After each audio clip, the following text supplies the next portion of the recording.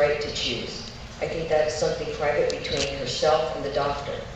I don't believe in late-term abortion where a woman is 7, 8, 9 months along, 8 months along, and decides for whatever reason that she just can't have the child. To me, that's not abortion, that's murder. Once a child is halfway out of the birth canal, that child is in the process of being born. And for a doctor to terminate that life halfway out of the birth canal, to me, is not the right thing to do. It's not the right time to make that choice. You need to be able to make the choice, but you need to make it early on, and you need to make it with an informed,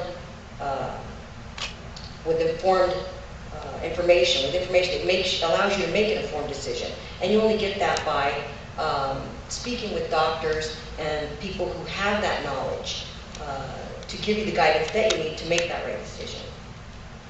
Thank you. Mr. Pratt? Very simple. I'm pro-life. It sort of says it all. Thank you. Mr. Campos?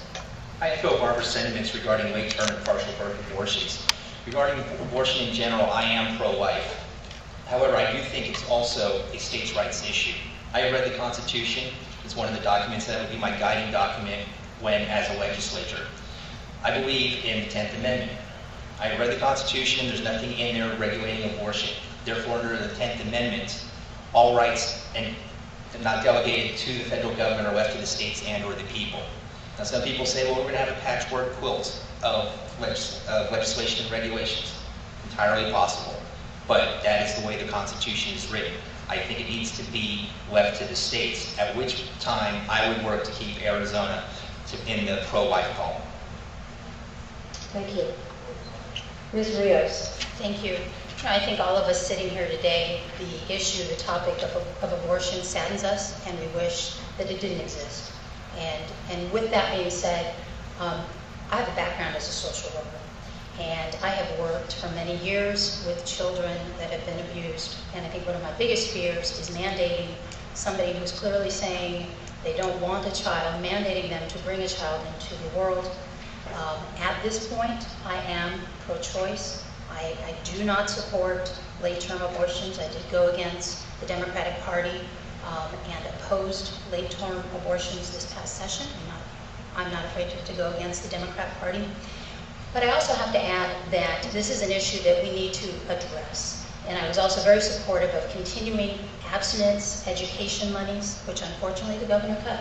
I'm also supportive of comprehensive education dollars, because until we begin to address this issue directly, not only, unfortunately, it's not just young girls, but with young adults, boys and girls, we're going to continue to have this issue. And so it saddens me that we have abortion, but I am pro-choice with the exception of late-term abortions. Thank you. Thank you. Mr. Bustamante? I'm pro-life. I've been that, and in the past, that's the position that I've taken. And you want to be bendable. In some cases, bendable, but that's where I've been at. Thank you. Mr. Fillmore? I am pro-life. I have been endorsed by the Arizona Right to Life.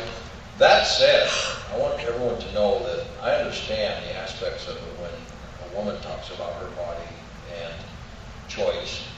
I believe that is between the pregnant mother, the father, the child, and their God. It is an issue that I think is divisive. I believe that the Supreme Court has to, in their court, I don't believe it's an issue that should come back to the states unless something is done at the federal level.